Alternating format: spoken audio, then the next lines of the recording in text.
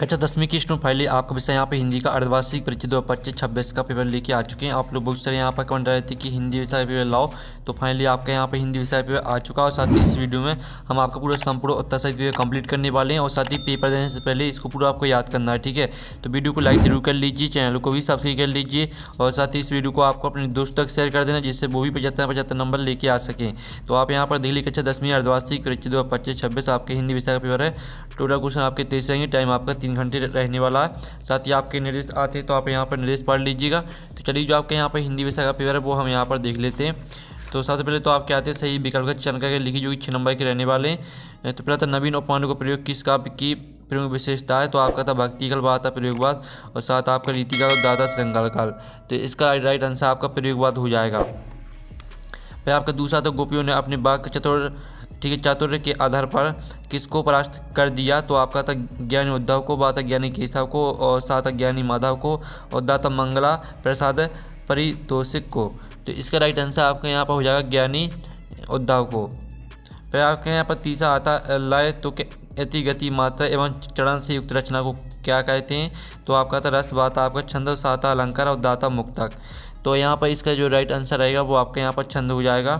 फिर जो आपका था हर 15 दिन में कंपनी की काम से कस्बे से कौन गुजरते थे, तो आपका था नेताजी, बाता कैप्टन, साता हालदार साहब और दाता पुलिस वाले।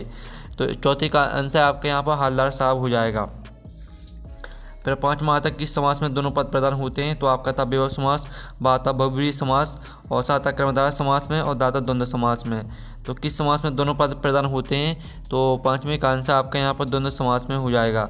फिर आपका 6वां आता भोलेनाथ का असल में नाम क्या था, तो आपका था अमरनाथ, बाता तारकेश्वरनाथ और साथ आपका रमानाथ और दाता बटुकनाथ। तो भोलेनाथ का असल में नाम क्या था आपको यह बताना है, तो इसका आंसर आपका तारकेश्वरनाथ हो जाएगा। तो इस तरह से जो आपके सही विकल्प वो कंप्लीट हो जाते हैं। अब प्रश्न 2 आता रिक्त स्थान की पूर्ति कर लिखी जो कि 6 नंबर के रहने वाले हैं। तो पहला आपके यहाँ पर दिया गया है, ठीक है, राम लक्ष्मण परशुराम संवाद रामचरितमानस की डाउनलोड से लिया गया है। तो यहाँ पर राम लक्ष्मण परशुराम संवाद रामचरितमानस के बालकांड से लिया गया है। फिर दूसरा आता अभिनय तत्व की प्रधानता काव्य में होती है, तो यहाँ पर अभिनय तत्व की प्रधानता आपकी होती है, ठीक है, दृश्य काव्य में। फिर आपके यहाँ पर जो तीसरा आता छंद के प्रति चरण में 16 मात्राएं होती हैं, तो इसका आंसर आपका चौपाई हो जाएगा। फिर जो आपका चौथा आता है, यहाँ पर चौथा देख लीजिए लखनऊ को नवाबों का ठीक है, लखनऊ को नवाबों का कहा जाता है, तो इसका आंसर आपका शहर हो जाएगा। फिर जो आपका 5वां था दो निकटतम स्वरों के मेल से जो परिवर्तन होता है उसे संधि कहते हैं। तो दो निकटतम स्वरों के मेल से जो परिवर्तन होता है उसे स्वर संधि कहते हैं। फिर आपका 6वां था कटाओं में बर्फ से ढके पहाड़ की तरह चमक रहे थे, तो इसका आंसर आपका चांदी हो जाएगा, ठीक है। इस तरह से जो आपके रेगिस्तान है वो कंप्लीट हो जाते हैं। अब प्रश्न 3 आता निम्नलिखित कथनों की समझ सत्य या सत्य लिखी जो कि 6 नंबर के रहेंगे। पहला था बदर निराला का प्रिय विषय है, तो पहला आपका यहाँ पर सत्य रहेगा। फिर आपका दूसरा था जहाँ अलौकिक आश्चर्य का भाव उत्पन्न हो वहाँ अद्भुत रस होता है, तो आपका दूसरा यहाँ पर सत्य रहेगा। और जो तीसरा आता लखनवी अंदाज पाठ की शैली, ठीक है, निबंधात्मक है, तो तीसरा आपका असत्य हो जाएगा। फिर आपका चौथा आता बिस्मिल्लाह खां उस्ताद पैगंबर बख्श खां और मिट्ठन के बड़े साहिबजादे थे, तो चौथा आपका असत्य हो जाएगा। और फिर आपका आता है गागर में सागर भरना का अर्थ थोड़े से अधिक कहना होता है, तो ये आपका बिल्कुल सत्य रहेगा। फिर आपका जो 6वां था आगे ने हिरोशिमा कविता लिखी थी, तो आपका यह भी सत्य रहेगा, ठीक है। अब चलिए आपके प्रश्न 4 आता है सही जोड़ी को मिलान कर लिखी जो कि 6 नंबर की रहेंगी। स्तंभ में आपकी सही जोड़ी दी गई है। पहले आती भोली आत्मकथा, तो इसको आपको आत्मकथा से मैच कर देना है। और दूसरी आती अप्रस्तुत कथन से प्रस्तुत का बोध, तो इसको आपको अनुयुक्ति अलंकार से मैच कर देना है। और काशी में मरण, तो इसको आपको मंगल से मैच कर देना है। चौथी आती हिंदी की प्राध्यापिका, हिंदी की प्राध्यापिका को मैच कर देना आपको शीला अग्रवाल से। और वाच्य के प्रकार आपके 3 होते हैं, तो आपको 3 से मैच कर देना। 5वीं 6वीं थी पहाड़ को आपको गंतोक से मैच कर देना है। तो इस तरह से आपकी सही जोड़ी भी कंप्लीट हो जाती हैं। अब प्रश्न 5 आता है निम्नलिखित प्रश्नों का उत्तर एक वाक्य में लिखी जो कि 6 नंबर के रहेंगे। पहला था फसल कविता हमें उपभोक्ता संस्कृति के दौर में किस संस्कृति के निकट ले जाती है, तो पहले का आंसर आपका यहाँ पर हो जाएगा स्टूडेंट, ठीक है, आपकी कृषि संस्कृति। यहाँ पर कृषि संस्कृति आपका इसका आंसर रहेगा। आपका दूसरा आता रमणीयात प्रतिपाद का काव्यम यह परिभाषा किस विद्वान ने दी? तो इसका आंसर आपका आचार्य विश्वनाथ हो जाएगा। ठीक है, आचार्य विश्वनाथ ने यहाँ परिभाषा दी है, आचार्य विश्वनाथ। फिर आपका आता है नेताजी की मूर्ति पर बच्चों ने कौन सा चश्मा लगा दिया था? तो इसका आंसर रहेगा बच्चों ने सरकंडे का चश्मा लगा दिया था। ठीक है, सरकंडे का चश्मा। फिर आपका आता शिवाजी शेर थे वाक्य में निहित शब्द शक्ति का नाम लिखिए। तो जो आपकी शब्द शक्ति रहेगी वो आपकी लक्षणा रहेगी। ठीक है, लक्षणा शब्द शक्ति रहेगी आपकी। फिर आपका था मैया कौन से अनाज को अमानिया कर रही थी? तो इसका आंसर रहेगा मैया धान को अमानिया कर रही थी। फिर आपका छमाता धर्म चक्र को घुमाने के पीछे कौन सी मान्यता है? तो इसके आंसर रहेगा धर्म चक्र को घुमाने के पीछे नष्ट होने की मान्यता है। तो यहाँ पर नष्ट होने आपका इसका आंसर हो जाएगा। ठीक है, इस तरह से जो आपके एक वाक्य में उत्तर है वो कंप्लीट हो जाते हैं। अब चलिए आपका नेक्स्ट प्रश्न देख लेते हैं। प्रश्न 6 आता है रीतिकाल की आपको 2 विशेषताएं यहाँ पर लिखना है। अथवा में आता है प्रगतिवादी काव्य के 2 कवियों के नाम उनकी एक ही रचना के नाम सहित आपको लिखना है। ठीक है, तो चलिए जो इनके आंसर है वो हम आपको दिखा देते हैं। तो ये आपकी रीतिकाल की आपकी 2 विशेषताएं दी, श्रृंगार रस की प्रधानता, आश्रयदाताओं की प्रशंसा। ठीक है, फिर आपके प्रगतिवाद के 2 कवि रहेंगे सूर्यकांत त्रिपाठी निराला, इनकी रचना हो जाएगी कुकुरमुत्ता, और नागार्जुन हो जाएंगे आपके दूसरे कवि, इनकी रचना युगधारा हो जाएगी। फिर आपका आता है सूर्यकांत त्रिपाठी निराला अथवा जयशंकर प्रसाद की आपको काव्यगत विशेषताएं लिखना है, 2 रचना लिखना, भावपक्ष लिखना है। ठीक है, और साथ ही चलिए यहाँ पे लेते हम सूर्यकांत त्रिपाठी निराला पर देख लेते हैं। इनकी रचना हो जाएंगी अनामिका, परिमल, और इनकी भावपक्ष की 2 विशेषताएं देख लीजिए। फिर आप जयशंकर प्रसाद की 2 रचना देख लीजिए, कामायनी, आंसू, और भावपक्ष की इनकी 2 विशेषताएं देख लीजिए। फिर आपके यहाँ पर आता है जिसमें आपके यहाँ पर दिया गया है। ठीक है, तो आप यहाँ पर लेखक के अनुसार वीरयुद्ध की कोई 2 विशेषताएं लिखिए, अथवा आता कवि नागार्जुन के अनुसार फसल क्या लिखिए। तो चलिए आप यहाँ पर देख लीजिए, कवि लक्ष्मण के अनुसार वीरयुद्ध की 2 विशेषताएं, वीरता का प्रदर्शन, शांत और विनम्र, दोनों विशेषताओं को पूरा याद कर लेना है। और कवि के अनुसार फसल क्या है? तो इसका उत्तर भी देख लीजिए। कवि के अनुसार फसल केवल पानी, मिट्टी और सूर्य की रोशनी का परिणाम नहीं है। ठीक है, संकोच है, यहाँ तक पूरा याद कर लेना है। फिर आपका आता है फागुन में ऐसा क्या होता है जो माँ की ऋतुओं से भिन्न होता है? अथवा था मर्यादा न रही के माध्यम से कौन सी मर्यादा न रहने की बात की जा रही है, लिखिए। तो चलिए आपका यहाँ पर 9वें प्रश्न का उत्तर देख लीजिए। ये आपका 9वें प्रश्न का उत्तर रहेगा, साथ ही आपका 9वें के अथवा का उत्तर रहेगा। फिर आपका यहाँ पर आता अतिशयोक्ति अलंकार की परिभाषा उदाहरण से लिखिए, अथवा था अद्भुत रस का स्थायी भाव एवं एक उदाहरण लिखिए। तो पहले तो आप यहाँ पर अतिशयोक्ति अलंकार की परिभाषा देख लीजिए और साथ ही इसका उदाहरण भी देख लीजिए।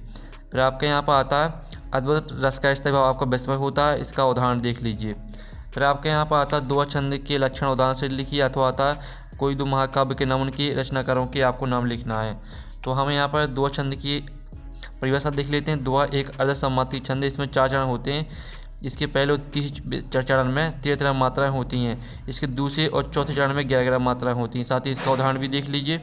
फिर आप इसका अथवा का आंसर देख लीजिए, जिसमें आपका 2 महाकाव्य के नाम उनके रचनाकारों के नाम लिखने थे। तो आपका पहला हो जाएगा रामचरितमानस, जिसके रचनाकार आपके तुलसीदास हो जाएंगे, और दूसरी आपका महाकाव्य हो जाएगा कामायनी, इसके रचनाकार आपके जयशंकर प्रसाद हो जाएंगे। फिर आपका आता है कहानी के 6 तत्वों के नाम लिखिए, अथवा था उपन्यास सम्राट किसे कहा जाता है, उनके 2 उपन्यास के नाम भी लिखिए। तो कहानी के आपके 6 तत्व होते हैं, कथानक, पात्र और चरित्र चित्रण, संवाद, देशकाल, भाषा शैली, उद्देश्य। साथ ही उपन्यास सम्राट किसे कहा जाता है, तो उपन्यास सम्राट मुंशी प्रेमचंद को कहा जाता है, और इनके 2 उपन्यास हो जाएंगे गोदान, गमन। ठीक है, आप चलिए आपका यहाँ पर 13वां प्रश्न देख लेते हैं। तो प्रश्न आपका 13 आता स्वयं प्रकाश अथवा यशपाल की साहित्यिक विशेषता निम्नलिखित बिंदु के आधार पर आपको लिखना है, 2 रचना लिखना और भाषा शैली लिखनी है। तो आप यहाँ पर देख लीजिए, आपका प्रश्न 13वें के आंसर रहेगा स्वयं प्रकाश की भाषा जो आपकी रचना रहेंगी, आएंगे अच्छे दिन भी और सूरज कब निकलेगा। साथ ही इनकी भाषा शैली देख लीजिए। फिर यशपाल की 2 रचना देख लीजिए, पर्दा और पिजड़े की उड़ान, साथ ही इनकी भाषा शैली देख लीजिए। फिर आपका आता बाल गोविंद भगत की कबीर पर श्रद्धा किन किन रूपों में प्रकट हुई, लिखिए। अथवा आता सेनाई की दुनिया में डोमराव को क्यों याद किया जाता है। तो आप यहाँ पर देख लीजिए, आपका 14वें प्रश्न का उत्तर रहेगा, तो इसका स्क्रीनशॉट ले लीजिए। साथ ही आपका 14वें के अथवा का उत्तर रहने वाला है। फिर आपका 15वां आता है, तो 15वां हमें यहाँ पर देते हैं हालदार साहब कौन सी बात पर भावुक को उठे, अथवा था नाना साहब द्वारा कीड़ा खाने की तैयारी को अपने शब्दों में लिखना है आपको। तो आप यहाँ पर देख लीजिए, हालदार साहब कौन सी बात पर भावुक को उठे, इसका उत्तर आपका यहाँ पर दिया गया पूरा देख लीजिए। फिर इसका अथवा का उत्तर देख लीजिए, ये आपका अथवा का उत्तर दिया गया है। फिर आपका आता है सुरमन निम्नलिखित वाक्यांश के लिए आपको एक शब्द लिखना है। ईश्वर ने आस्था रखने वाला और आँखों के सामने, अथवा आता दिए गए वाक्यों को पहचान कर उनके सामने वाक्य का प्रकार लिखिए। सुनीता बाजार जाओ, शायद आज बारिश होगी। तो चलिए इनके उत्तर हम यहाँ पर देख लेते हैं। तो आप यहाँ पर ईश्वर में आस्था रखने वाला आपका हो जाएगा आस्तिक, और आँखों के सामने हो जाएगा प्रत्यक्ष। और निम्नलिखित वाक्यांशों के लिए प्रकार सुनीता बाजार जाओ ये आपका आज्ञावाचक वाक्य हो जाएगा, और शायद आज बारिश होगी ये आपका संदेहवाचक वाक्य हो जाएगा।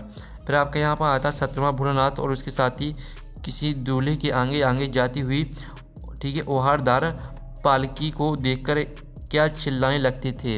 अथवा देख लीजिए इसका। चलिए हम इनके आंसर देख लेते हैं। तो ये आपका 17वें प्रश्न का आंसर रहेगा, ठीक है, 17वें प्रश्न का और 17वें के अथवा दोनों के आंसर देख लीजिए। अब चलिए आपका 18वां प्रश्न हम यहाँ पर देख लेते हैं, जिसमें आपका काव्यांश दिया गया है जो कि 3 नंबर का रहेगा। मन ही मंज रही, इसकी आपको संदर्भ प्रसंग व्याख्या लिखनी है। साथ ही इसका अथवा वाला देख लीजिए। अथवा में भी आपका काव्यांश दिया गया है तो इनकी संदर्भ प्रसंग व्याख्या लिखनी है आपको, भावार्थ, ठीक है। तो आपका यहाँ पर ये 18वें प्रश्न का आंसर रहने वाला है, ठीक है। और ये आपका 18वें की अथवा का आंसर रहेगा, तो इसका आप स्क्रीनशॉट यहाँ पर ले लीजिए।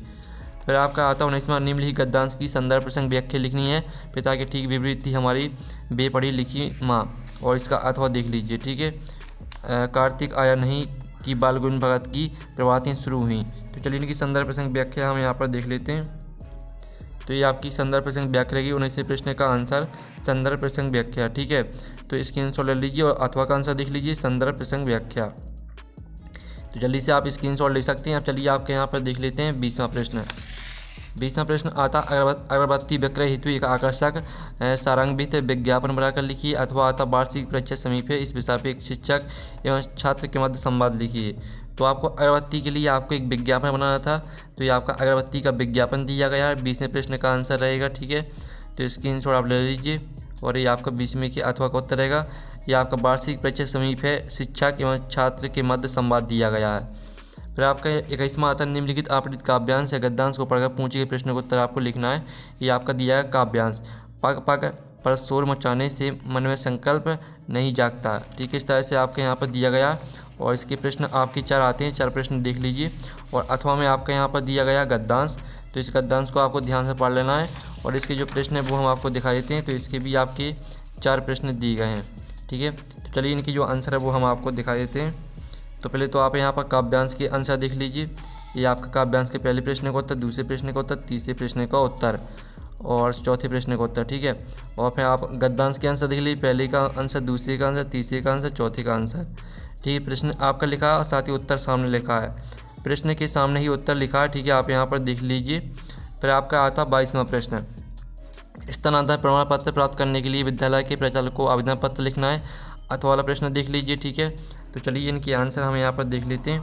ये आपका 22वें प्रश्न का उत्तर रहेगा, ठीक है। सेवा में से लेकर आपको आभारी रहूँगा, धन्यवाद तक यहाँ पर पूरे याद कर लेना है। और अथवा का आंसर देख लीजिए। ये आपका अथवा वाली का आंसर रहेगा, ठीक है। तो इसका भी स्क्रीनशॉट ले लीजिए।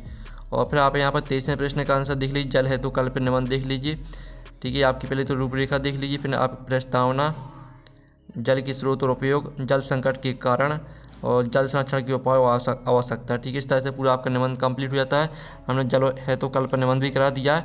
तो जो आपके हिंदी का पेपर है वो कंप्लीट हो चुका है। इसका PDF डाउनलोड करना चाहते हैं पेपर का, PDF मिल जाएगा आपको टेलीग्राम में, और टेलीग्राम ग्रुप की लिंक वीडियो के डिस्क्रिप्शन में दी रखी है, तो आपको ज्वाइन कर लेना। आपको टेलीग्राम में पूरे पेपर का PDF मिल जाएगा। तो हम नेक्स्ट वीडियो में मिलते हैं। Thanks for watching.